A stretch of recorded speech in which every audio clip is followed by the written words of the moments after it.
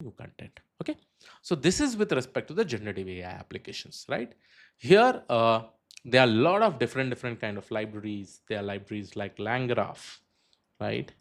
There are libraries like LangChain, which you can specifically use and you can get started with, right? LangChain. There are different libraries like, let's say, Llama Index, right? If you don't want to go ahead and use this, you can also go ahead and use Grok. Grok also has a specific set of code, or you can also go ahead and use OpenAI code in order to probably go ahead and start working and developing generative AI applications. Okay. Now, this is one of the thing. Okay.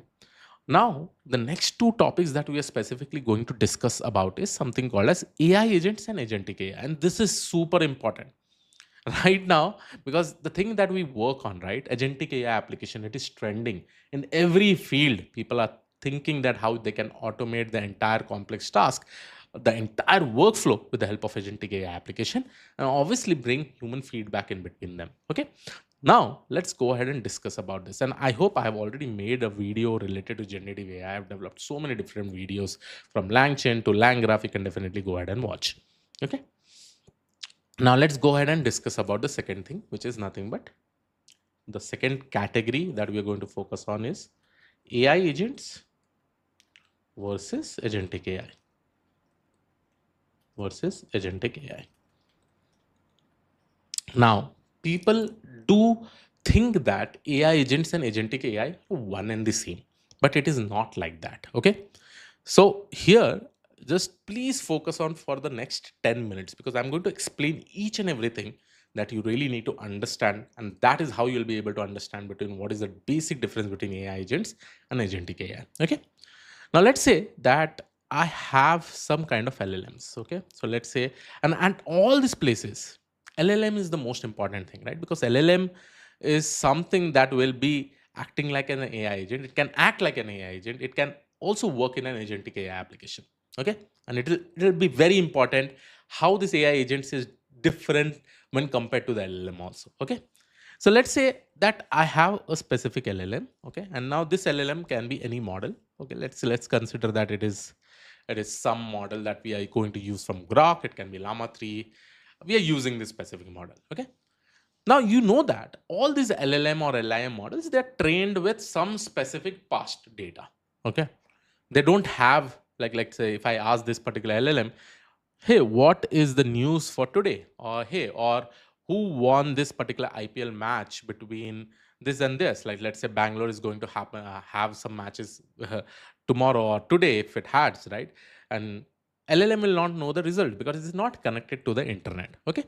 So, in that kind of scenario, whenever I ask this particular question, the LLM will not be able to give an output to us. Okay.